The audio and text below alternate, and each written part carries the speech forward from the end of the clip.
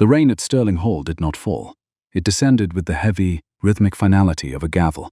It was a cold, grey October morning, the kind that smelled of wet slate, ancient dust, and the cloying, suffocating sweetness of lilies. Lady Elara Sterling stood at the edge of the open sepulchre, her black bombazine dress catching the dampness until it felt like a second, heavier skin. She did not tremble. She did not weep. She stood with a spine as straight as the iron fences that guarded the Sterling family estate, her hands folded over a small, velvet-lined box. The damp earth beneath her leather boots offered no warmth, only the solemn promise of decay. Inside that box lay a single lock of dark hair, the only part of Arthur Sterling that the military administration had seen fit to return from the mud of the continent. To the rest of the world, this funeral was the end of a lineage, the closing of a chapter on a man who had been more machine than aristocrat. To the gathered mourners, the silence of the widow was a sign of a mind shattered by grief. They did not see the way her eyes moved, counting the number of black carriages, measuring the distance between the vicar and the headstone, and calculating the exact cost of the imported marble. Lord Julian Sterling stood 3 paces behind her, smelling of expensive brandy and the premature arrogance of a man who had already spent his inheritance in his mind.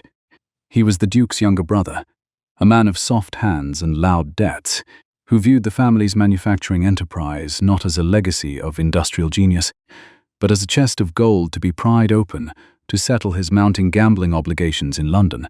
Elara could feel his gaze on the back of her neck, a predatory, impatient heat.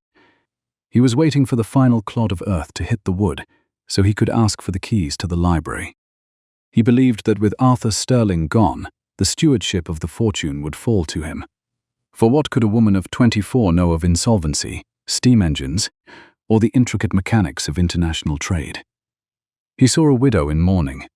He did not see the architect who had spent 5 years at Arthur's side, learning the language of gears and the grammar of high-stakes accounting. The service was a cold exercise in social theatre. The vicar spoke of duty and sacrifice, his voice droning against the steady drum of the rain.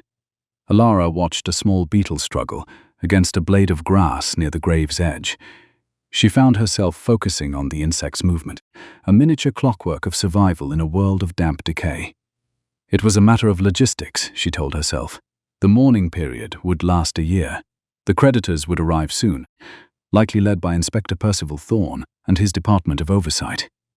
Thorne was a meticulous and suspicious representative of the Royal Military Supply Department, a man who looked for fiscal discrepancies with a hawk's eye and delighted in uncovering the hidden insolvencies of noble houses. The mills were currently operating at a 40% deficit due to the war's end and the sudden drop in government contracts. Arthur was dead, and Julian was a fool. These were the variables. The solution was yet to be calculated.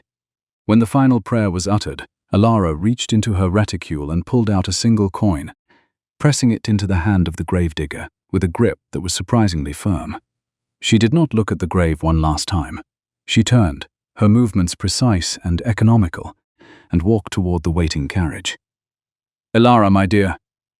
Julian's voice caught her as she reached the carriage door, his tone dripping with a performative sympathy that made her skin crawl. "The house will be cold tonight. Perhaps we should discuss the transition of the estate's papers. Arthur was meticulous, but I fear his records may be too complex for a lady in your fragile state. I have already drafted a preliminary transfer of authority, simply requiring your signature to unburden you of the terrible administrative weight." Elara paused, her hand on the cold brass handle of the carriage. She did not look at him directly. Instead, she adjusted her veil, the black lace creating a patterned cage across her vision. "The papers are exactly where they have always been, Julian. Locked. And as for my state, I find that the cold helps one focus on the necessity of order. We shall speak when the official audit is prepared, not a moment before." She climbed into the carriage before he could respond, the door closing with a solid, satisfying thud. As the vehicle lurched forward, the wheels grinding against the gravel paths of the estate, she leaned back into the shadows of the velvet upholstery. She opened the small box in her lap and looked at the lock of hair. It was not a memento of a man she had loved with the soft, poetic fervor of a girl. It was a physical reminder of the void he had left in the machinery of her life. They had been partners of the mind. A marriage of convenience, one had evolved it into a shared obsession with progress and precision. To believe he was gone was to believe that the great clock in the manor's bell tower had simply decided to stop ticking of its own volition. It was illogical, and Elara did not believe in the illogical. 3 days later, the silence of Sterling Hall had become a physical weight, pressing down on the grand tapestries and cold marble floors. The clocks in the hallway had been stopped out of respect for the dead, a tradition she found deeply irritating. Time did not cease simply because one man's heart had stopped, yet she allowed it to maintain the facade of the grieving widow. She spent her hours in the library, the air thick with the smell of old parchment, bound leather, and the faint, metallic tang of the oil Arthur Sterling had used on his drafting tools. She was sitting at the massive mahogany desk, her fingers stained with the ink of the Sterling ledger she was privately auditing, when Mrs. Margaret Halloway entered the room. The housekeeper moved like a shadow, her footsteps unheard on the thick Persian rugs. She carried a small nondescript package wrapped in oilcloth, tied with a cord of common twine. "A courier brought this to the kitchen door, my lady," Mrs. Halloway said, her voice a quiet, gravelly rasp. He did not wait for a receipt, he said only that it was a repair for a broken promise. Elara set her pen down. She did not rush. She did not show the sudden sharp spike in her pulse. She took the package, the oilcloth feeling slick and cold against her palms. "Thank you, Margaret. You may return to the linens." When the door clicked shut, Elara pulled a small silver letter opener from the desk drawer. She cut the twine with a single surgical stroke. Inside the oilcloth was a thick layer of raw wool, and nestled within that was the broken pocket watch. It was Arthur's watch, the gold timepiece he had carried into the heart of the conflict. The crystal was shattered, the gold casing was dented as if by a heavy blow, and the chain was missing. It was a ruin of a machine, a piece of scrap metal that the authorities should have buried in the mud of a foreign field. She picked it up, feeling the cold weight of it. She did not weep for the object, she observed it. She noticed the way the hinges were slightly misaligned, not from a fall, but from a deliberate adjustment. Most importantly, she noticed the sound. The watch was supposed to be dead. Yet as she held it to her ear, she heard a faint irregular vibration. It was not the steady, rhythmic tick of a functioning escapement wheel. It was a staccato, jagged pulse, 3 short beats, a long pause, 2 long beats, a short pause. The broken pocket watch was not a timepiece, it was a transmission. It was the first of his secret letters, delivered not in ink, but in the immutable language of mechanical friction. Her breath hitched, the only sign of emotion she allowed herself. She stood and walked to the window, the grey light catching the jagged edges of the broken glass. She knew the internal mechanics of this watch better than she knew the layout of the estate gardens. She had watched Arthur Sterling assemble it on this very desk, cross-referencing notes from the blueprint manual. Outwardly disguised as a repair guide for clocks, the heavy manual actually contained their coded chemical formulas for waterproof sailcloth and structural tolerances. The balance wheel of the pocket watch was held by a hairspring that could be manipulated to create specific variations. To anyone else, the watch was broken. To Elara, it was a voice. She sat back down and reached for a fresh sheet of paper. She began to count. She did not think of Arthur's face. She thought of his hands. She thought of the way he had once told her that a secret is merely data that hasn't found its proper key. She listened for an hour, her pen scratching against the paper in synchronization with the mechanical pulse. The code was a variant of the signals used by military command, but with a secondary cipher based on the page numbers of their shared copy of the manual. Every pause was a page, every beat a corresponding line. "Wait." The watch ticked, translated onto the parchment in her sharp, elegant script. Coordinate secure. Liquidate assets. Iron. Reconstruct. The message ended and the watch fell silent. Elara sat in the deepening twilight, the paper before her filled with instructions that would have looked like madness to any other observer. Arthur Sterling was alive. He was not in a grave. He was somewhere that required a massive infusion of capital and a supply of high-grade iron. He was calculating his return, and he expected her to be the engine that drove the recovery. She looked at her hands, her ink-stained, steady fingers. The grief that had been a cold, heavy stone in her chest was replaced by something far more dangerous, a sense of purpose. She did not feel relief. She felt a cold, industrial resolve. She stood and walked to the wall where a large portrait of the Duke hung, his grey eyes looking out with a detached, analytical calm. "I hear you, Arthur," she whispered, her voice level. "The ledger will be balanced." She walked to the fireplace and threw the lock of hair into the dying embers. It was a dead thing, a lie told to close a file. She watched it shrivel and turn to ash. Then she turned to the bell tower outside the window. The great clock was silent, its massive gears locked in place by her own order. She would need to restart it to mask the industrial noise of her future endeavors.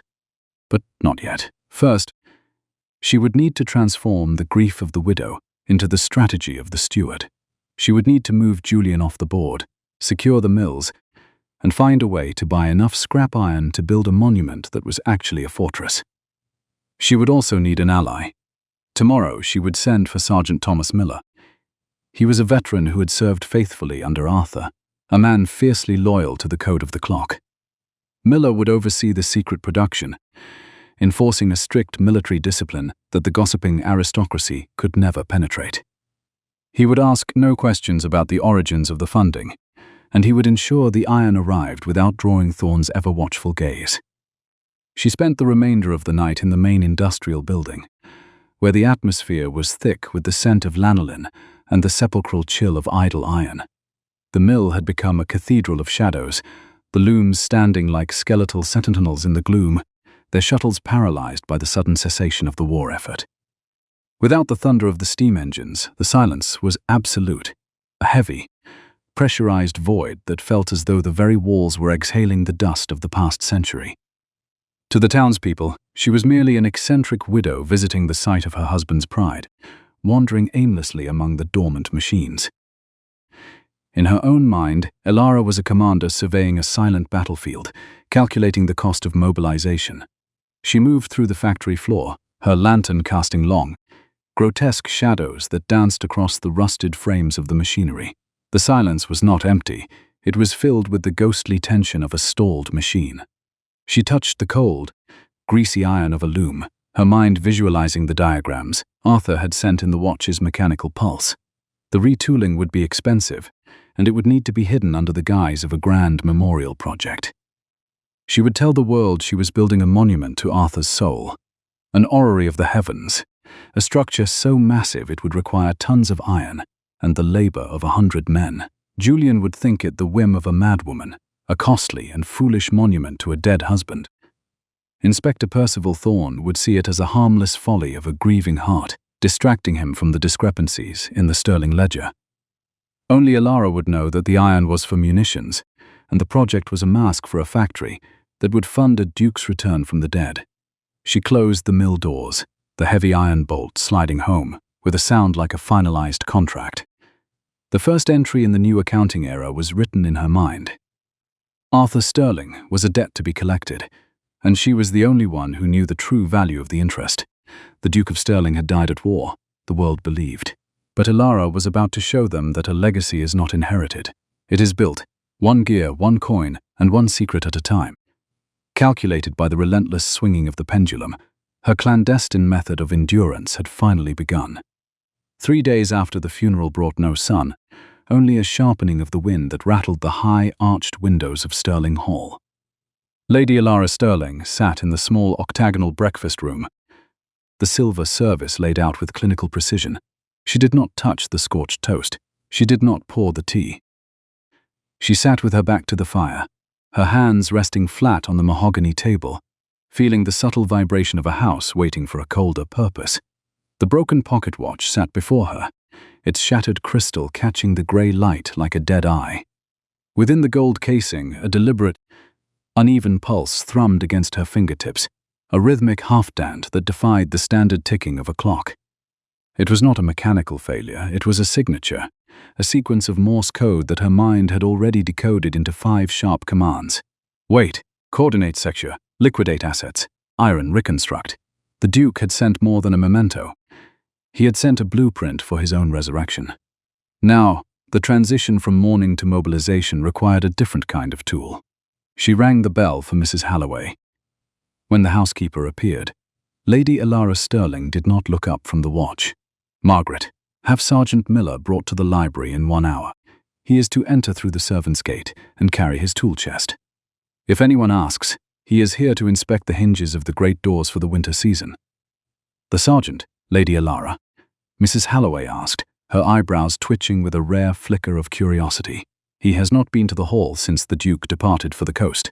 "Precisely," Elara said, her tone level and uninviting of further questions. "A matter of maintenance, Margaret. Nothing more." An hour later, the library smelled of wet wool and the sharp, acidic tang of machine oil. Sergeant Thomas Miller stood by the heavy desk, his posture a rigid testament to 20 years of service.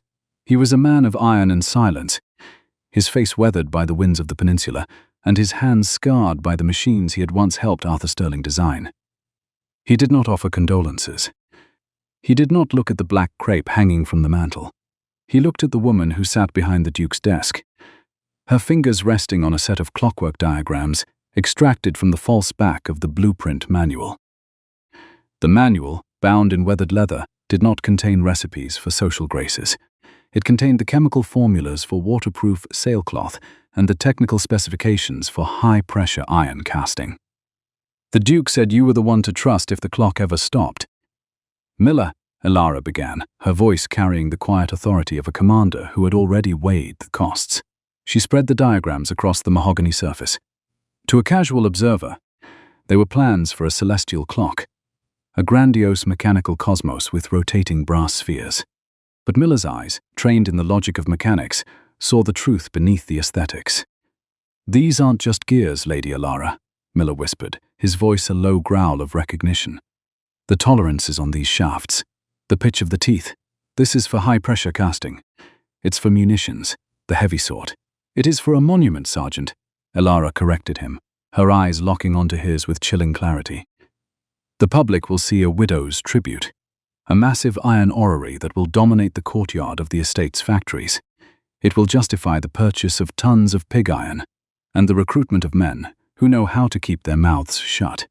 But inside the base of that monument, and within the retooled frames of the looms, we will build what the Duke actually needs." Miller looked at the diagrams again, his scarred fingers tracing a specialized loom attachment. "Retooling the mills will take months and capital. The creditors are already circling the gates." "I am aware of the wolves," Elara replied, her hand sliding over the sterling ledger. "The capital is being moved. Arthur had a private arrangement, a diversion of dividends into a Dutch shell company under the name of Vandenberg & Co. I have already begun liquidating my personal dowry to cover initial iron shipments. We must be fast, Miller. The state's procurement office will send Inspector Thorne within the month. By then, the mills must look like a scene of artistic obsession, not industrial rebellion." The work began in earnest as the seasons shifted. The vibrant greens of late summer surrendered to the skeletal grays of a coastal winter. For 6 months, the industrial complex became a sanctuary of calculated noise and chemical fumes. Elara did not stay in the safety of the hall. She became a fixture of the factory floor, her black mourning bombazine protected by a heavy leather apron, her hands perpetually stained with the dark grease of the forge. The retooling was a meticulous, sensory-rich process of restoration and subversion. She oversaw the mixing of the quenching salts, the smell of sulfur and hot lye filling her lungs until her very skin seemed to hold the scent of the industry. She audited the progress of the grand celestial monument with the same intensity she applied to the sterling ledger. Each gear for the massive celestial monument was cast with a secondary purpose. The central spindle of the sun was not merely a decorative column. It was a reinforced barrel, capable of withstanding extreme pressures. The planetary gears, intended to show the rotation of Mars and Jupiter, were fashioned from a hardened steel alloy that Miller had perfected in the dead of night. Elara spent her evenings under the dim light of a whale oil lamp, cross-referencing the secret accounts of Vandenberg & Co. with the physical inventory of scrap iron. She counted every rivet. She measured the tension of every spring. The work was not a distraction from her grief. It was the architecture of her survival. 6 months into the labor, as the February frost turned the mill's iron rafters into veins of ice, the crisis arrived in the form of a gold-headed cane striking the heavy oak doors of the mill manager's office. Lord Julian Sterling did not wait for an invitation. He stepped into the room, the scent of expensive brandy and damp wool preceding him. He looked at Elara, who was bent over a drafting table, her fingers stained with ink and her spine as straight as a plumb line. The once elegant lady of Sterling Hall was now a creature of soot and shadow, her eyes reflecting the cold precision of the machines outside. "Elara, this has gone quite far enough," Julian said, his voice ringing with forced joviality. "I have heard the rumors. Iron delivered at midnight. The villagers think you've lost your mind to grief. I have come for the mill keys. It is time the estate was placed in the hands of someone who can manage its complexities." Elara did not rise. She did not flinch. She set her drafting pen down with deliberate precision, the click of the metal against the wood echoing like a gunshot in the small room. "The keys are a matter of stewardship, Julian, not of inheritance. This mill is currently a site of personal tribute. The grand astronomical model is a complex undertaking, one that requires a specific understanding of both mechanics and mathematics." "An orrery." Julian laughed, a sharp, unpleasant sound that rattled the inkwells. "A giant toy for a dead man. You are bankrupting the Sterling name for a pile of scrap iron. I have the legal right to intervene. Give me the keys, Elara, now, before I am forced to involve the magistrates and have you removed." "Bankruptcy is a matter of mathematics, not of emotion," Elara said, her voice dropping into a low, dangerous register. She reached for the Sterling ledger and slid it toward him across the scarred oak surface. "If it is the keys you want, you should first understand the debt they unlock. Look at the amortization tables on page 42, Julian. The mills are, in point of fact, technically insolvent." Julian frowned, snatching the book and flipping through pages with a frantic, unpracticed hand. He saw columns of red ink and meticulously recorded liabilities. He did not see the hidden margins where the assets of the Dutch shell company were encoded. He did not see that the debts were merely transfers of wealth into secure holdings. He saw only a mountain of ruin that threatened to swallow his lifestyle whole. "This is impossible," Julian stammered, his face turning a sickly shade of pale. Arthur was the most successful industrialist in the county. How could he leave such a void? Arthur was a man of vision. "But vision is expensive," Elara said, standing slowly.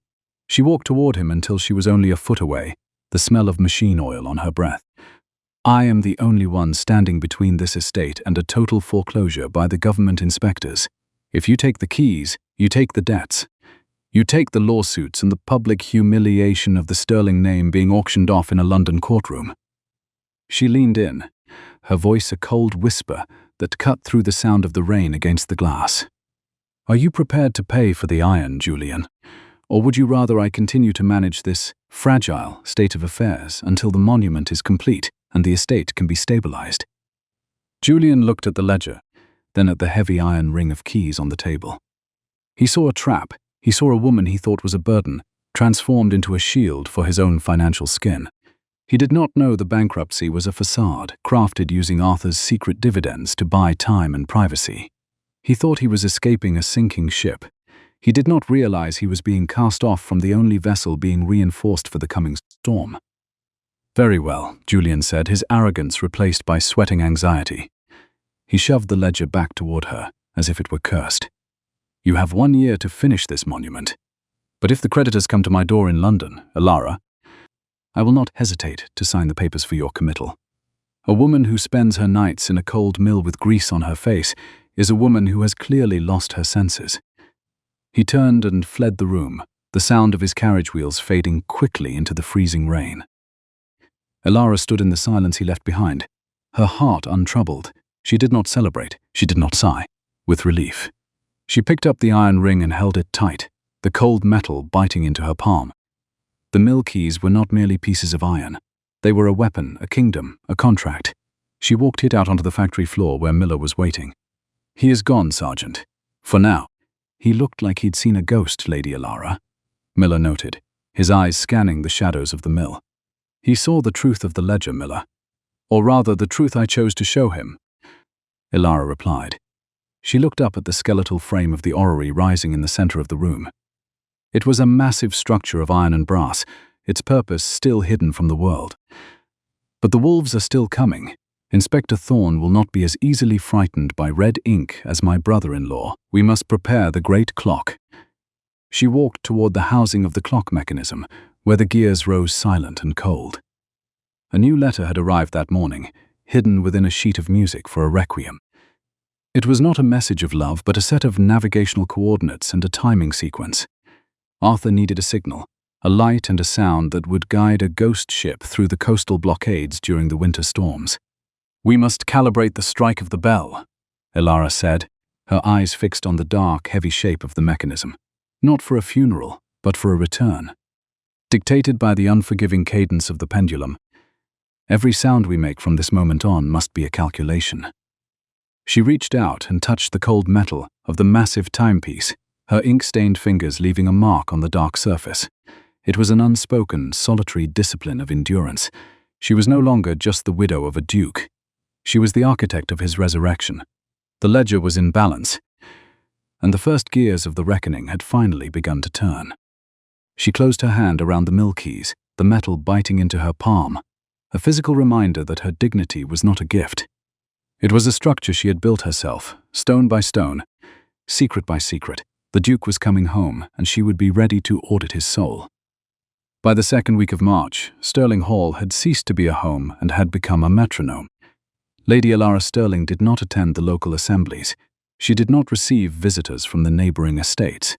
Instead, she moved through the drafty galleries of the manor, accompanied by the relentless, staggered pulse of 42 pendulum clocks, each one synchronized by her own hand to a specific, jarring frequency. The servants whispered in the kitchens of a mind unhinged by the silence of the grave, watching as their mistress spent her afternoon standing before the great clock in the bell tower, her head tilted as if listening to a conversation only she could hear. To the world, it was the obsessive chronology of a widow who had lost her grip on reality, a woman desperately trying to capture the time her husband had lost in the mud of a foreign field. In truth, the clocks were not a monument to grief. They were an architectural shield. The synchronized vibrations of 42 heavy brass pendulums, echoing through the stone foundations and timber beams of the manor, created a persistent, rhythmic hum that effectively masked the clandestine thud of the steam hammers and the high-pitched whine of the retooling lathes in the adjacent production facilities. Lady Elara Sterling had calculated the acoustics with the same precision she applied to the Sterling ledger, realizing that a house filled with mechanical noise would discourage Lord Julian Sterling's prying spies from lingering near the cellar tunnels that led to the industrial complex. She did not tremble when the servants looked at her with pity. She did not falter when she was found in the dead of night, adjusting a weight or oiling a gear. She counted, she measured. She ensured that the sound of her madness was loud enough to drown out the sounds of the Duke's resurrection. The sensory atmosphere of the manor shifted under this new regime of sound. The air seemed thicker, pressurized by the overlapping ticks and the deep, resonant tolling of the quarter hours. Mrs. Margaret Halloway moved through the rooms with a somber, protective silence, her presence acting as a buffer between the gossiping staff and the woman who had transformed the library into a laboratory of logistics. Elara's fingers were no longer just stained with ink. They bore the small, jagged nicks of clockwork repair and the faint scent of sulfur from the chemical baths. She used to test the new sailcloth samples. She spent her nights at the mahogany desk, cross-referencing the secret letters, those fragmented instructions hidden in watch gears against the daily production logs of the mill. Every minute was an entry in her internal audit, a tally of resources gathered and secrets kept. The performance reached its zenith on a Tuesday morning when Inspector Percival Thorne arrived unannounced, his carriage splashing through the grey slush of the drive. He was a man composed entirely of sharp angles and dry ink, a meticulous representative of the royal auditors whose very existence was predicated on the uncovering of fiscal irregularities. As he was ushered into the morning room, the air was vibrating with the frantic ticking of 4 long-case clocks, their pendulums swinging in a deliberate, offset rhythm that made the floorboards hum. Inspector Percival Thorne stood in the center of the room, his eyes narrowing as he adjusted his spectacles, his posture that of a hunter who smelled a discrepancy in the wind. "Lady Elara Sterling," Thorne began, his voice a dry rasp that struggled to compete with the mechanical chorus. "I have come regarding the unusual iron shipments recorded at the local docks." tons of pig iron and scrap, diverted from the national surplus, and billed to an estate that is, by all accounts, in a state of mourning-induced dormancy. Your brother-in-law, Lord Julian Sterling, has expressed concerns. Elara did not rise from her chair. She sat perfectly still, her black bombazine dress absorbing the dim light, her hands resting flat on a velvet-lined box of clockwork components. She allowed a small, vacant smile to touch her lips, the smile of a woman who was looking at a world that had ceased to make sense. Time is a fragile thing, Inspector Thorne. Do you not find that the seconds feel heavier when they are uncounted? I find that if I do not maintain the rhythm of the house, the silence becomes unbearable. Thorne's gaze flicked to the clocks, then back to the woman before him. He was a man of facts, but he was also a man who understood the fragility of the noble mind under the weight of sudden insolvency. The royal auditors do not deal in the fragility of time, my lady. They deal in iron. 12 tons of iron, to be precise. Iron that was intended for the naval yards, but was instead purchased by the Sterling estate for a project that has no official record in our registries. But there is a record, Inspector, Elara said, her voice dropping into a conspiratorial whisper that forced him to lean closer, deeper into the sphere of the vibrating pendulums. It is a record of the heavens. If the Duke cannot walk this earth, he shall have the stars. Come, I will show you the monument to my madness. She led him out of the manor and across the frostbitten courtyard toward the Sterling textile mills. The air here was colder, smelling of coal smoke and the sharp ozone tang of the forge. Rising from the center of the mill's inner ward was a skeletal structure of massive proportions. A labyrinth of iron rings, brass spheres, and reinforced spindles that reached toward the grey sky.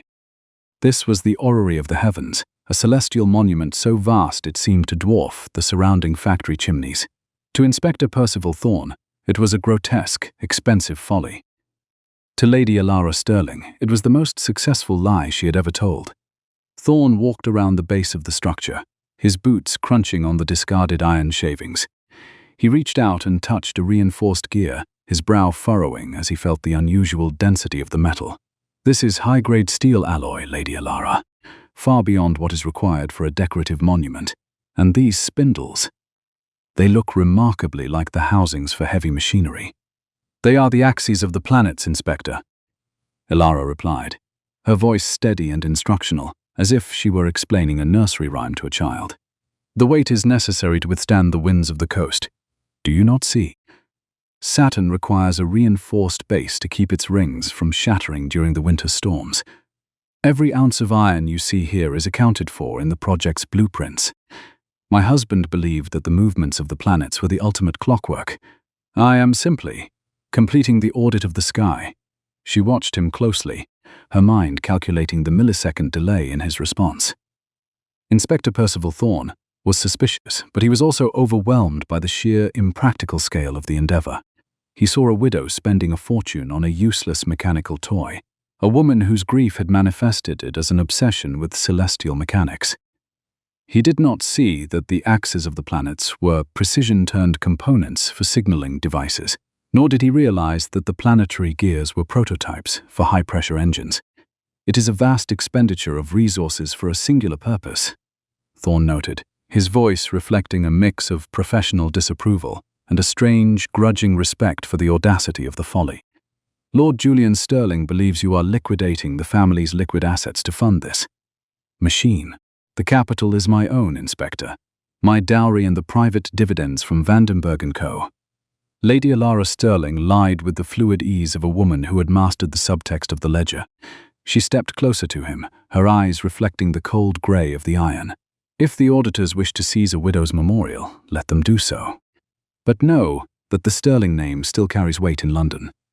Would you be the man to tell the Regency that we have forbidden a grieving woman from honouring her dead? Thorne hesitated. He looked at the towering celestial apparatus, then at the soot-stained windows of the mill, where Sergeant Miller was visible, directing a crew of men who looked more like soldiers than weavers. He saw no evidence of illegal manufacturing, only the chaotic, expensive construction of an aristocrat's whim. The red ink he had come to investigate was buried under the weight of a fragile woman's obsession. I shall report that the iron is accounted for within the scope of the memorial project, Thorne said finally. "But I shall be watching the exports, Lady Elara. If a single pound of this metal leaves the county in any form other than a brass planet, I will return." He turned and walked back toward his carriage, his departure a victory measured in the silence he left behind. Elara did not celebrate. She stood in the shadow of the iron sun, her hand resting on the grease-slicked surface of the central spindle. The audit of the heavens had passed, but the audit of the estate was only beginning. "The inspector has a sharp eye, Lady Elara," Sergeant Miller said, stepping out from the shadows of the forge. He was wiping his hands on a rag, the scent of hot iron and sulfur clinging to him like a second skin. He noticed the tolerances on the spindles. Another hour and he might have asked to see the interior of the loom frames. "He saw what I intended for him to see," Sergeant Miller Elara replied, her voice returning to its natural authoritative clip. "He saw a woman lost in a tragedy of her own making. But we cannot afford another such close inspection. Julian's spies are still among the staff, and Thorne will not remain satisfied for long. It is time for a purge." The next 3 days were a matter of action, not of emotion. Under the guise of a reduction in domestic scale, necessitated by her mourning, Lady Elara Sterling systematically reviewed the staff of Sterling Hall and the textile mills. She sat in the library, the Sterling ledger open before her, evaluating each name, not for their years of service, but for their loyalty to the code of the clock. Those who had been seen whispering to Lord Julian Sterling's courier, or those who had expressed too much curiosity about the midnight iron shipments, were dismissed with a cold, finalized severance. There were no tears, no outbursts of anger from the mistress. She spoke levelly, her gaze never wavering as she removed the weak links from the machinery of her life. In their place, she brought in the veterans. These were the men who had served under Arthur Sterling, men like Miller, who understood that discretion was an essential tactical discipline. They arrived in small groups, their chests filled with tools and their eyes filled with the grim discipline of the front. They did not ask about the Duke's death. They did not question the synchronized clocks or the massive iron orrery in the ward. They moved through the halls with the precision of gears, their presence shifting the atmosphere of the estate from a mourning house to a fortified encampment. Mrs. Margaret Halloway managed the domestic transition with the same stoicism, replacing the soft-spoken maids with the widows of the Duke's former regiment. The manor became a place of stiff manners and unwavering routine. The production logs were moved from the mill office to a concealed vault beneath the library floor, and the code of the clock became the only language spoken within the inner circle of the reconstruction project. Elara oversaw every detail of the new hierarchy, her presence a constant, anchoring force in the midst of the industrial storm. By the end of the week, the purge was complete. Sterling Hall was no longer a monument to an absence. It was a testament to a presence. The clocks still ticked their jarring, synchronized rhythm, but the sound was now a comfort, a heartbeat that told Elara the gears were turning as they should. She sat in the library late on Friday evening, the shadows of the tower mechanism's pendulum swinging across the walls like a scythe. A new letter had arrived that afternoon, delivered via a blind beggar who had been redirected to the servants' gate. It was a single sheet of vellum, smelling faintly of salt air and the bitter almond scent of the cipher ink they used. The letter was not a message of hope, but a technical report. Arthur Sterling was moving toward the rendezvous point. The ghost ship, funded by the Dutch dividends of Vandenberg & Co., was being outfitted with the very munitions Elara and Sergeant Miller had produced in secret. The ledger of his absence was reaching its final page, and the cost of his return was rising with every passing hour. Elara picked up her pen and began the nightly entry in the private ledger she kept for Arthur Sterling's eyes alone. She did not write of her loneliness. She did not write of the cold that had settled into the stones of the hall. She wrote of the iron count. She wrote of Inspector Percival Thorne's audit and the successful concealment of the munitions factory. She wrote of the planetary gears and the loyalty of the veterans. The production logs were in balance, and the state of the estate was one of lethal readiness. The great clock tolled midnight, the deep, resonant sound vibrating through the library floor and into her very bones. Lady Elara Sterling looked at her ink-stained fingers, then out the window toward the silhouette of the massive iron structure. The iron sun stood still, but the real world was moving toward a reckoning that no inspector or brother-in-law could stop. She closed the ledger. The sound of the leather cover meeting the wood a finalized gesture of control. The secret letters were no longer just a promise. They were a contract written in iron and blood, and she was the only one who held the keys to the vault. The Duke was coming home, not to a widow, but to a commander. Tracked by the ceaseless progression of the hour hand, the architecture of her survival was complete, and the first entry of the return had been signed in red. The morning following the finalization of the household purge brought a silence to Sterling Hall that was sharper than the winter frost. It was a silence earned through the systematic removal of the untrustworthy, a quietude that sat heavy upon the polished mahogany and cold stone. Lady Elara Sterling sat in the morning room, the air vibrating with the rhythmic, staggered pulse of the remaining synchronized clocks. A parcel had arrived by way of a discreet solicitor from the capital, purportedly a collection of the Duke's personal effects recovered from a private storage vault. Among the mundane items, a signet ring, a pair of worn leather gloves, a stained map, was a miniature painting set in a frame of heavy gold filigree. It was a portrait of Arthur Sterling, captured in the stoic, unyielding style of the previous decade. To any observer, it was the heartbreaking memento of a grieving widow, a silent image of a man lost to the mud and thunder of war. Elara held the miniature in her steady, ink-stained fingers, her gaze moving over the familiar lines of his jaw and the analytical distance in his grey eyes. She did not sigh, she did not press the image to her heart. Instead, she took the object to the library, where the afternoon sun slanted across the heavy oak desk in a precise geometric line. She reached for a small, fine-tipped drafting knife and a bottle of specialized solvent. She had noticed a minute discrepancy in the weight of the frame, a fractional imbalance that suggested the gold was not a solid casting. Furthermore, the brushstrokes on the ivory backing, particularly around the edges of the Duke's uniform, possessed a rhythmic, layered texture that mirrored the ciphers they had practiced during their early years of partnership. The miniature was not a portrait of a dead man, it was a manifest for a living army. With the surgical precision of a watchmaker, Elara began to dismantle the frame. Her breath held steady against the ticking of the colossal bell tower clock. Beneath the ivory layer, she discovered a sheet of vellum, so thin it was almost translucent, folded into a space no thicker than a coin. When she unfolded it, she did not find a letter of affection or a desperate plea for rescue.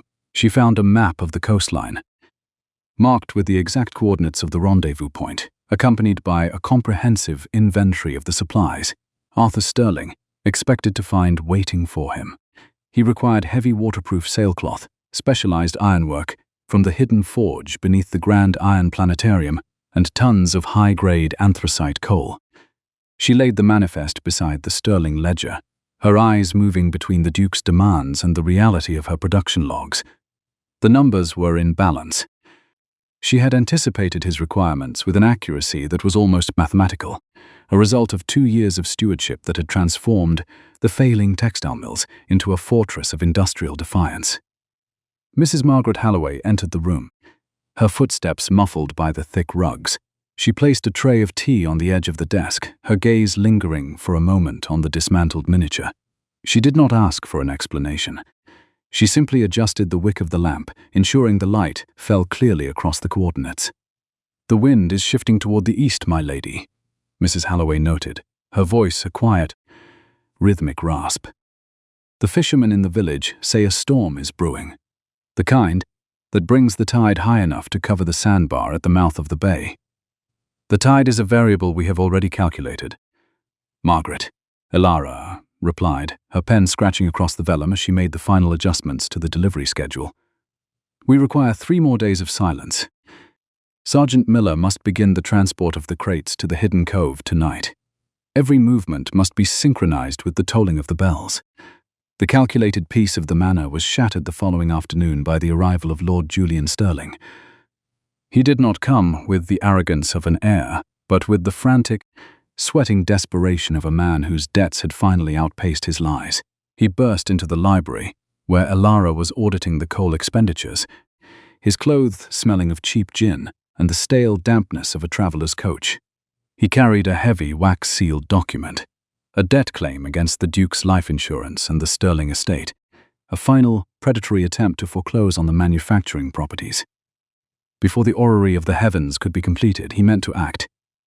"It is over, Elara," Julian panted, his hands trembling as he slammed the document onto the desk. "The creditors have had enough of your celestial toys and your synchronized clocks. This is a court-ordered foreclosure. Unless you can produce £20,000 by sunset, the keys to the mills and the manor will be handed over to the Crown's debt collectors. You have bankrupted us for a ghost, and I will not be dragged into the debtor's prison with you." Elara did not rise. She did not look at the document. She remained seated, her spine a straight line against the high back of the chair, her expression one of vacant, fragile distraction. She allowed her hand to wander toward one of the small clockwork mechanisms on the desk, her fingers mindlessly winding a silver key. £20,000 is such a heavy number, Julian. Do you not find that the weight of it makes the seconds move slower?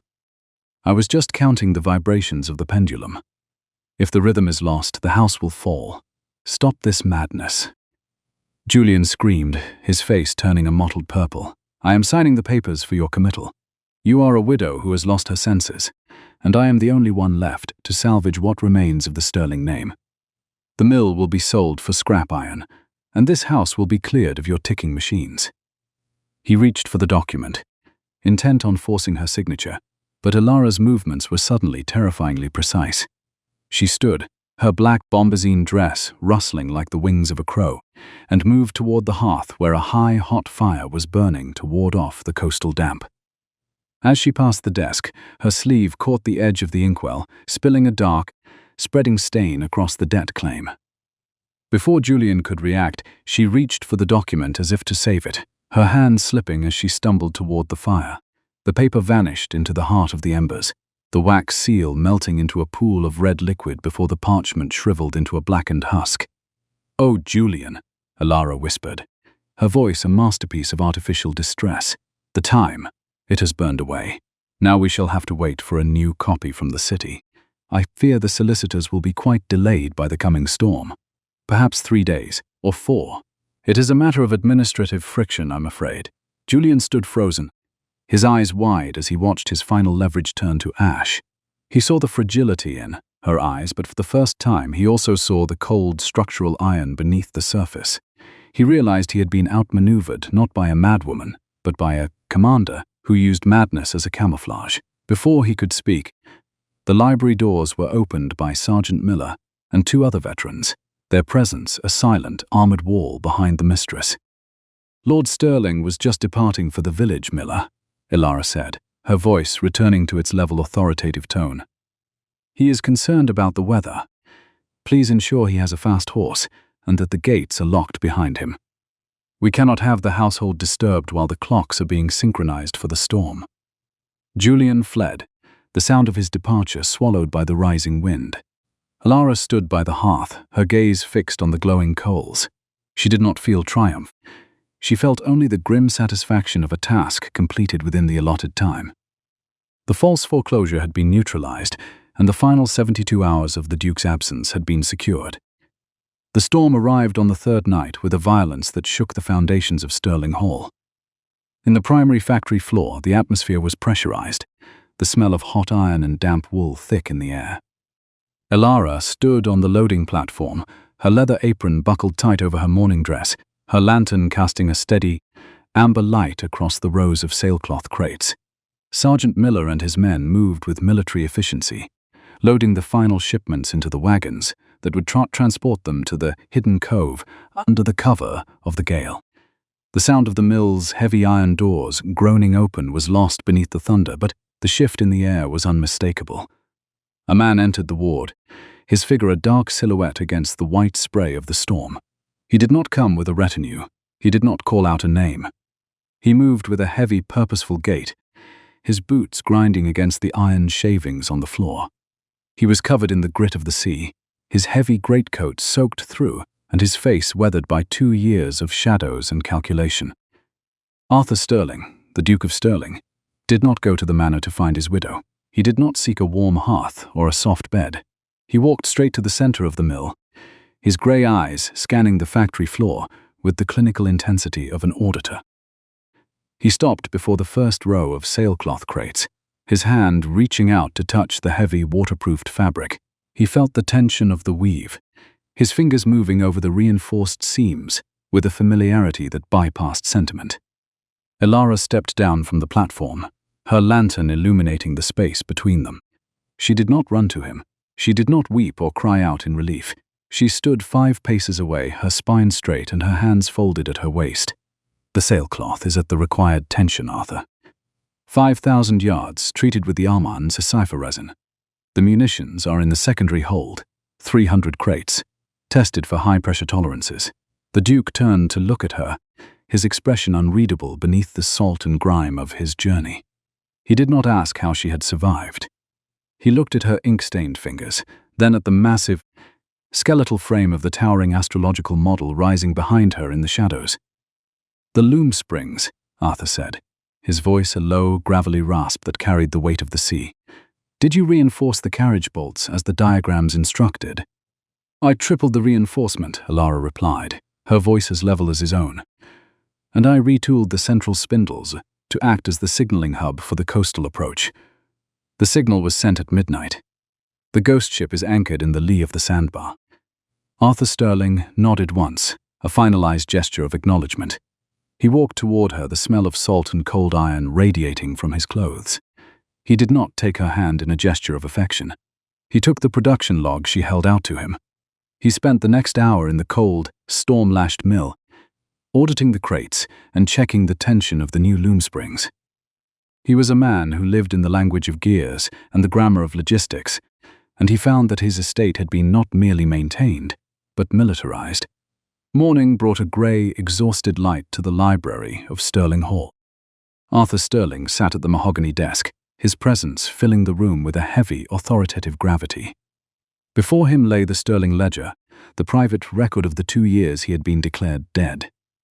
He did not read it with the haste of a man seeking a story. He read it with the meticulous focus of a partner. He saw the diversion of the dividends into Vandenberg & Co.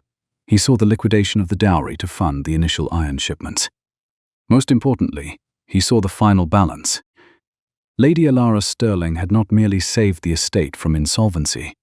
She had tripled its net worth through the secret munitions contracts and the industrial retooling of the mills.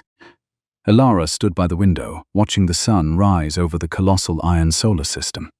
She felt the weight of the 2 years finally beginning to lift, replaced by a warm, expansive sense of earned serenity. She had been the silent architect of everything he now surveyed. Arthur closed the ledger, the sound of the leather meeting the wood a finalized note in the symphony of their shared history. He picked up a fresh sheet of parchment and a pen, his movements precise and economical. He did not write a poem of gratitude. He wrote a formal legal document, a power of attorney, and a joint stewardship agreement that acknowledged Elara not as his subordinate, but as his equal commander. Julian believed he was inheriting a ruin, Arthur said, his voice echoing in the quiet library. He did not realize that a house is not built of stone, but of the integrity of the ledger. "You have balanced the accounts, Elara. You have given me back a kingdom that is far stronger than the one I left." He stood and walked toward her, holding out the document. For the first time, he looked at her not as a variable in a mission, but as the woman who had held the world together while he was in the shadows. He saw the nicks on her fingers and the straightness of her spine. "The ledger is balanced," Elara said, her hand closing over the paper. It was a matter of action, not of emotion. She looked at him, her grey eyes reflecting the steady, rhythmic pulse of the house. "And the first entry of our new era has been signed." They stood together, looking over the thriving fields and the smoking chimneys of the mills. It was no longer a monument to absence, but a testament to presence. The architecture of their survival was complete, and the clocks in the hall finally ticked in a single perfect and unyielding harmony. It was, finally, home. Yet, the serenity of this profound peace had not been secured by mere chance. As Elara stood beside the Duke, listening to the synchronized rhythm of their reclaimed world, her mind retraced the precise, perilous calculus of the final weeks that had forged this absolute victory. The crucible of their salvation had truly commenced following the systematic purge of the household staff, when Sterling Hall had settled into a militarized, unyielding silence. Every untrustworthy servant had been dismissed, replaced quietly by loyal veterans of the Duke's regiment. The manor was no longer a grieving estate vulnerable to predatory relatives. It was a highly disciplined garrison under the absolute authority of Lady Elara Sterling. The technical report had arrived with the evening tide. Its encrypted lines, meticulously decoded by Elara by the light of a taper candle, confirmed the operational success she had spent months engineering. Arthur Sterling was moving toward the rendezvous point aboard the Ghost ship, a heavy frigate entirely funded by the Vandenberg & Co. Dividends she had quietly diverted through Dutch shell companies. The silence of the library that followed this revelation was a pressurized atmospheric weight. It was a Tuesday evening. The coastal fog pressed its damp face against the leaded glass, smelling strongly of sea salt and the iron-rich soil of the estate. The manor was quiet, save for the unyielding pulse of the great clock in the distant tower, its massive gears grinding in a steady rhythm that mirrored her internal calculations. Lady Elara sat at the mahogany desk, her fingers stained with the dark cipher ink of the nightly audits she performed in the Duke's absence. Before her lay the miniature portrait recovered from the family's secured vault. It was an image of Arthur looking out from the gold filigree frame with cold, analytical detachment. To the solicitors who had delivered it, the object was a tragic memento of a fallen lord. To Elara, who had spent 2 grueling years counting the friction of industrial gears and balancing the precarious scales of survival, the miniature was a vessel for a specific, high-stakes mechanical logic. She did not allow the melancholic weight of the painted image to disturb the straightness of her spine. She did not sigh, she did not weep. Instead, she reached for a silver drafting knife and a glass vial of jeweler's solvent. She had measured the gold casing earlier, noting the physical weight was precisely 4 grams heavier than a standard frame. It was a matter of mathematics, not of emotion. With the meticulous precision of a master watchmaker, she applied the solvent to the delicate seams of the backing. As the ancient adhesive yielded, she did not find a sentimental lock of hair. She found a sheet of vellum folded with a geometric complexity that required precise movements to unfurl. The miniature portrait was not a portrait of a dead man. It was a logistical manifest for a living kingdom. The vellum, scented with the distinct bitter almond of their private cipher ink, revealed exact coordinates for Blackwood Cove and a staggering technical requirement list for the Ghost ship. He required heavy waterproof sailcloth, specialized ironwork from the hidden forge beneath the Grand Iron Planetarium, and tons of high-grade anthracite coal. She had scarcely finished memorizing the logistical demands when the library doors swung open. Lord Julian Sterling stepped into the room, the smell of cheap brandy and expensive tobacco clinging to his velvet coat. He held a thick legal document in his gloved hand, his face twisted into a smirk of predatory triumph. He had spent 2 years waiting for the estate to bleed dry, watching from afar as Elara supposedly squandered the family fortune. Tonight, he believed he had finally come to collect the carcass of his inheritance. "The time for mourning and eccentric monuments is over, Elara," Julian said, his voice echoing against the endless shelves. "The creditors have reached the absolute limit of their patience. This is a final foreclosure notice for the estate's heavy manufacturing mills. Your ridiculous orrery of the heavens has been a magnificent waste of capital. You will vacate the premises by morning, or I shall have the constables remove you by force." Elara did not flinch. She simply reached for the Sterling ledger, the specific falsified version she had meticulously prepared for this exact confrontation. She slid it across the mahogany surface. "The ledger is open, Julian," she said softly, her voice carrying the chilling authority of an executioner. "If you had the capacity for true stewardship, you would have seen the numbers long ago. The mills are entirely insolvent. The iron for the celestial monument was purchased with defaulted loans. There is nothing left to seize. You are claiming dominion over a graveyard." Julian snatched the heavy book, his bloodshot eyes darting over the columns of red ink. The Sterling ledger functioned as a meticulously constructed snare designed to catch a greedy man in his own avarice. His smug arrogance faltered as the terrifying realization hit him. He was inheriting a mountain of insurmountable debt. While his focus was entirely buried in the falsified figures, Elara stood with slow, rhythmic grace. She reached out and plucked the foreclosure document from his loosened, trembling grip. She walked to the massive stone hearth. Without a single word of hesitation, she dropped the debt claim into the glowing embers. The parchment curled into blackened ash before it could touch her world. "The mills are mine to manage until the Duke is legally declared deceased, which has not happened," she said, her voice as cold and unforgiving as polished marble. "And since you have just seen that the estate is a massive financial liability, I suggest you return to the capital." "You have no claim here, Julian." Stunned by the combined weight of her unyielding stoicism and the perceived financial disaster, Julian backed toward the door. He had come to seize a wealthy kingdom and found only a destitute tomb. He departed into the thick fog without another word, leaving Elara alone with the steady ticking of the manor's central chronometer. "The tide will be at its peak at midnight, my lady," the voice of Mrs. Margaret Halloway broke the silence. The housekeeper stood in the doorway with the unblinking gaze of a veteran's widow, holding a heavy iron lantern. "Sir, Gent Thomas Miller has moved the wagons out of the lower yard. The wind is turning toward a violent gale. The wind is a variable we have already adjusted for, Mrs. Halloway." Elara replied with the calm assurance of a completed equation. "We require a severe storm to mask the movement of the heavy wagons to the cove. Ensure the lanterns in the bell tower are synchronized to the 3-beat pulse of the code of the clock." She spent the next 4 hours in the freezing ward of the ironworks, overseeing the loading of the specialized cargo. The air was thick with the smell of hot engine oil and the sharp ozone tang of the active forge. The skeletal iron frame of the grand mechanical cosmos rose in the center of the room like a silent sentinel, its massive brass spheres gleaming under the ambient glow of the banked furnaces. Sergeant Thomas Miller moved among the wooden crates with practiced military discipline, issuing quiet orders to the loyal veterans who hauled the immense weight.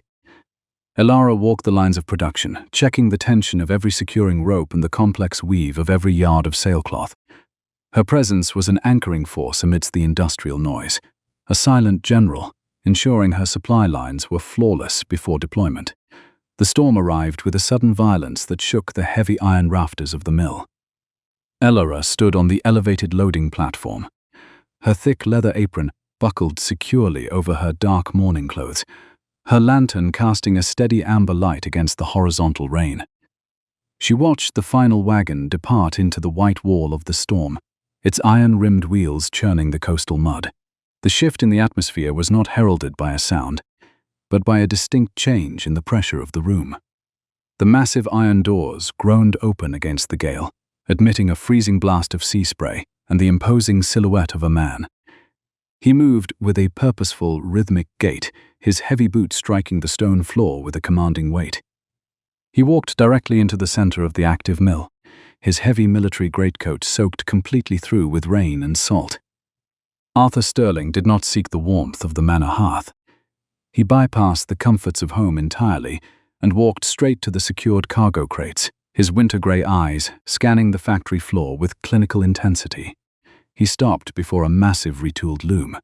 He did not look at Elara, he reached out with bare hands, his fingers moving over the iron carriage bolts with a familiarity that bypassed the need for words. "The loom springs," Arthur said, his voice a low rasp that cut through the howling wind. "Did you reinforce the carriage bolts exactly as the diagrams in the blueprint manual instructed?" Elara stepped down from the wooden platform. She maintained her position exactly 5 paces away, honoring the unwritten code of the clock. She refused to let profound relief compromise their discipline. "I tripled the reinforcement, Arthur. I replaced the weak brass bushings with a hardened steel alloy.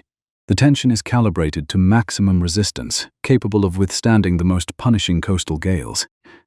The Duke spent the remainder of the night in a silent, methodical audit of the facility. The physical distance between them was heavy with unspoken reverence, every technical assessment serving as a proxy for the immense emotional weight of his return. He inspected the boilers of the experimental steam engines, ingeniously hidden beneath the towering planetary construct. He ran a calloused, scarred hand over the cast-iron housing, noting the perfect seam welds that spoke of endless hours of grueling oversight. Every detail was a testament to a technical precision that matched his exacting standards. He moved to the towering stacks of waterproof sailcloth, examining the complex weave under a small magnifying lens. He tested the tensile strength of the fiber against the freezing wind, noting the thread density, 32 threads to the inch, exactly as he had calculated in his distant exile. His eyes moved to the heavy cargo crates bound for the ghost ship. Drawing a pry bar from his belt, he unsealed the lid of a staging crate meant for hull reinforcement. Inside, cushioned in oiled sawdust, lay the specialized ironwork meant for naval armaments. Arthur lifted a finely milled cog, turning it in the ambient lantern light. The metal was flawless, forged without a single microscopic stress fracture. It was not merely industrial production. It was a physical manifestation of an unyielding loyalty. He set the heavy cog down onto a workbench and finally turned his full, undivided attention to the woman who had willed this impossible kingdom into existence. He noted the meticulous inventory markings in the true version of the Sterling ledger, which Elara now held open for his inspection. The handwriting was hers, steady, methodical, and profoundly analytical. Each entry recorded the diversion of dividends into Vandenberg & Co. and the covert acquisition of scrap iron. They verified the final columns together.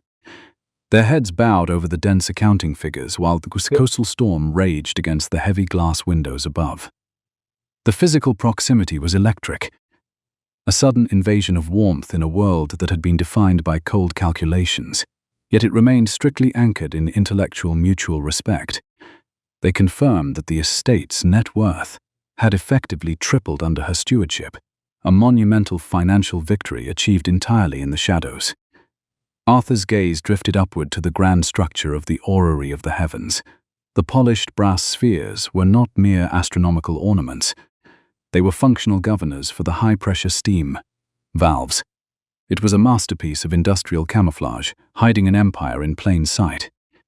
Julian believed this was a testament to my death, Arthur observed quietly, his eyes reflecting the glow of the banked forge fires. He never suspected you were building the teeth for a leviathan.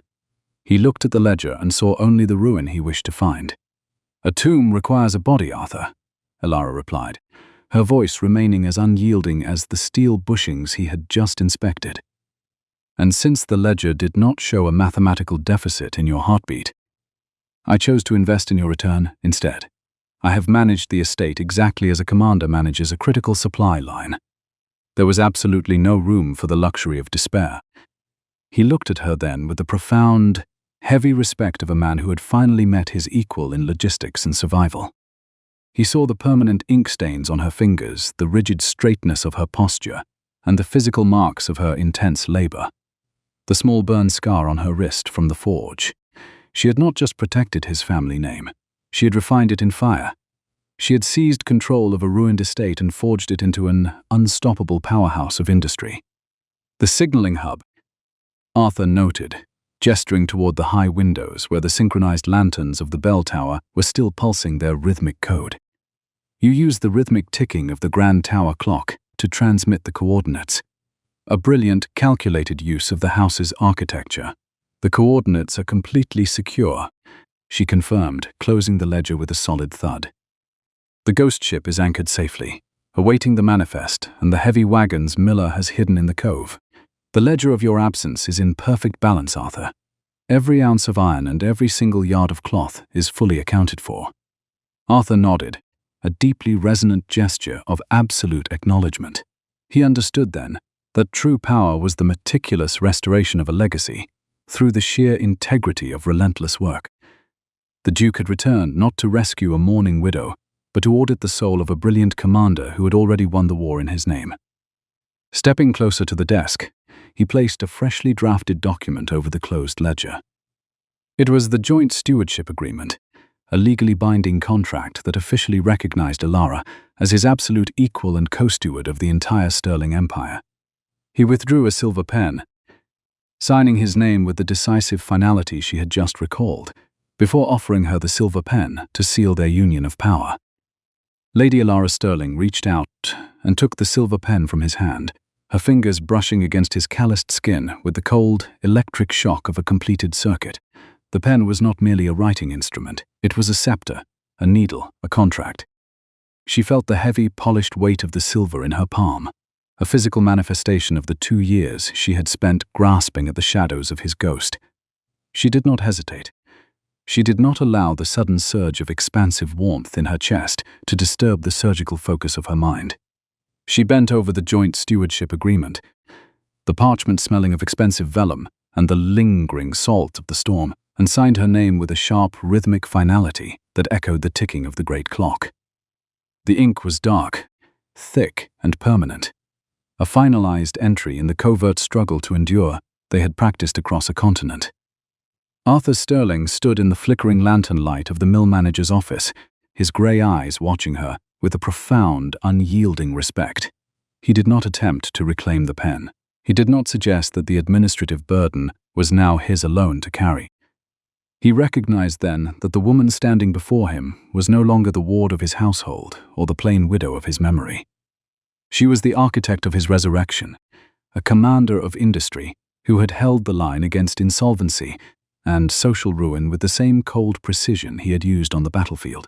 The document between them was a surrender of his absolute authority to the logic of a partnership built on the meticulous restoration of what was broken. "The signature is a matter of law, Elara," Arthur said, his voice a low, gravelly rasp that seemed to settle the very dust of the factory floor. "But the stewardship is a matter of character." Julian believed he could inherit the name, but he never understood the machinery of the legacy. He looked at the mills and saw a vault to be emptied. You looked at the ruins and saw a kingdom to be built. He turned his gaze toward the skeletal silhouette of the great iron astrolabe, visible through the high windows.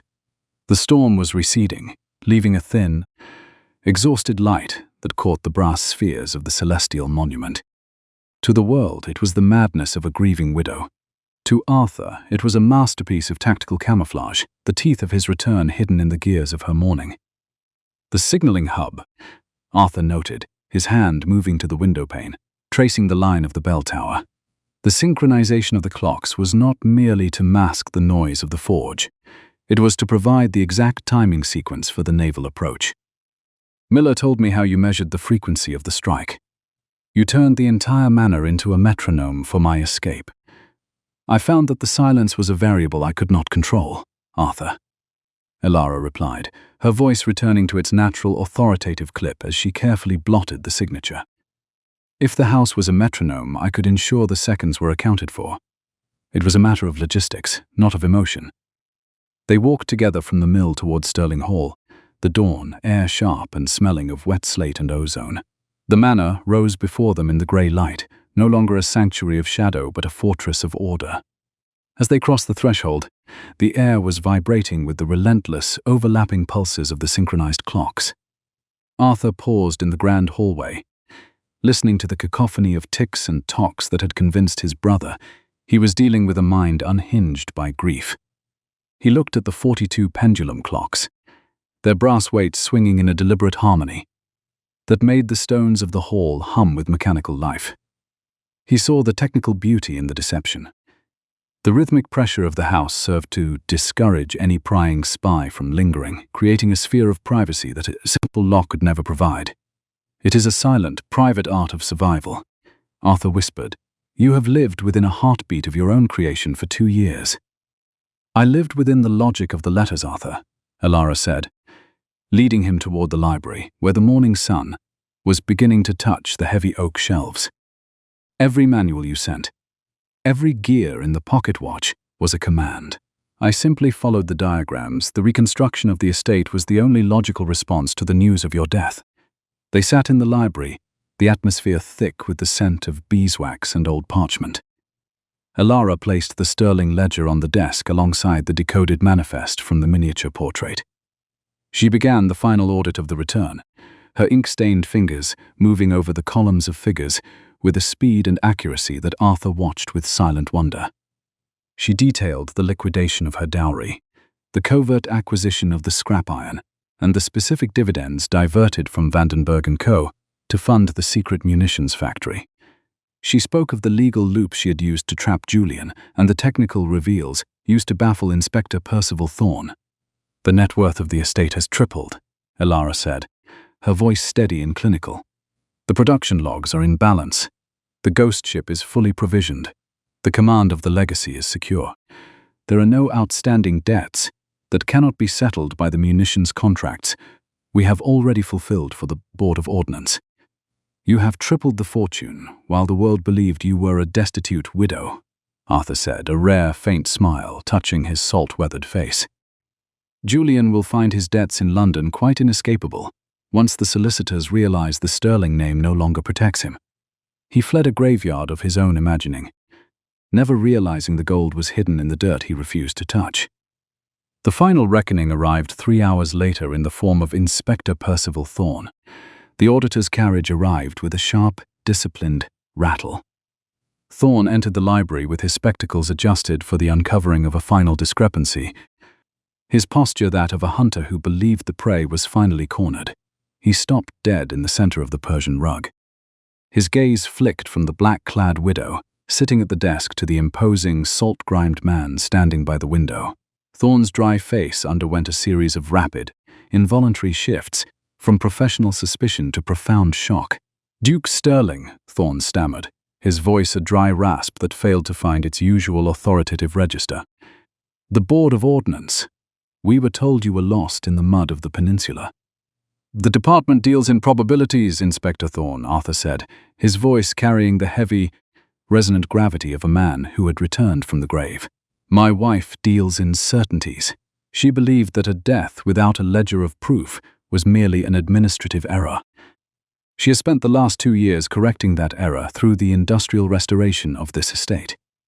Thorne looked at Lady Elara Sterling, who sat with her hands folded over the joint stewardship agreement, her expression one of cold academic detachment. He looked at the massive astrological monument visible through the window, then back at the synchronized clock still vibrating the floorboards.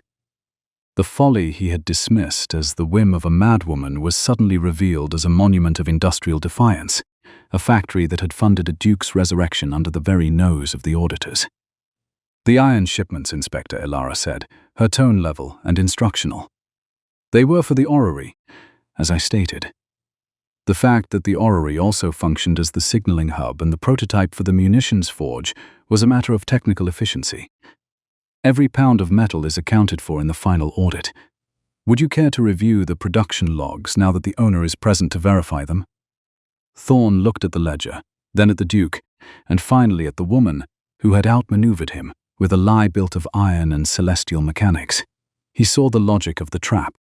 If he prosecuted the estate for illegal manufacturing, he would be prosecuting the man who had just returned as a hero, and the woman who had personally funded the vessel that brought him home. "The audit is complete," Thorne said, his voice reflecting a profound, almost reverent defeat. "The royal auditors find no discrepancies in the Sterling accounts. The iron is accounted for. The estate is solvent. The legacy of Arthur Sterling is, by all accounts, in impeccable order."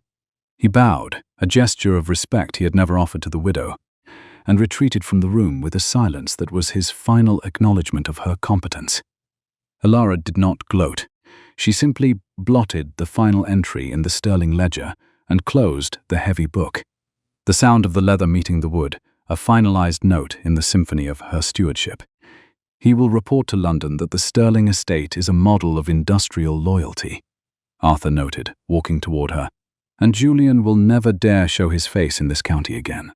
He believed silence meant submission, until he realized you had been counting his mistakes. The ledger is balanced, Elara.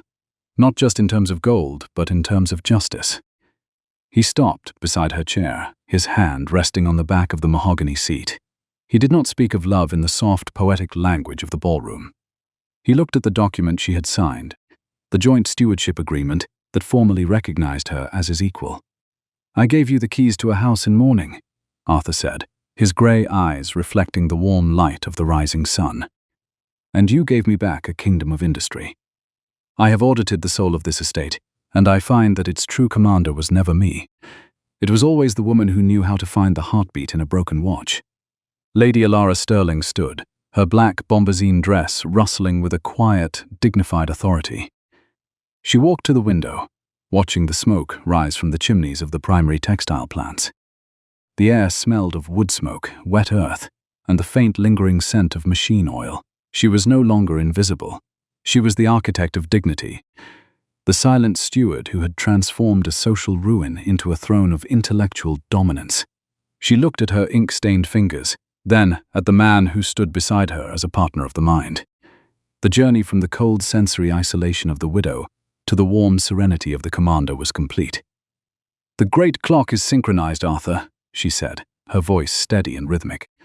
"The production lines are ready for the new era of commerce. The stewardship of secrets is over, and the stewardship of the legacy has begun. Measured by the ticking of the clock, every second of your absence was accounted for, and every second of your return will be the same." They stood together, looking over the thriving fields and the smoking chimneys, a testament to a presence that no grave could hold. It was no longer a monument to absence, but a monument to competence and their concealed resilience. The architecture of their life was finally in perfect balance, and the clocks in the hall ticked in a single unyielding harmony. It was finally home. The ledger was closed. Justice, she realized, was a slow-burn restoration, and she had been the flame that ensured the metal never cooled. The great clock tolled the hour, a deep, resonant sound that vibrated through the floorboards and into the very core of her being. Elara Sterling adjusted her cuffs, her spine as straight as the iron fences of the estate, her eyes fixed on the horizon where the future was being built one gear at a time. The world believed the Duke had died at war, but the woman receiving his secret letters had known better. True power was not something given. It was something tended, calculated, and earned through the sheer, meticulous integrity of a balanced life.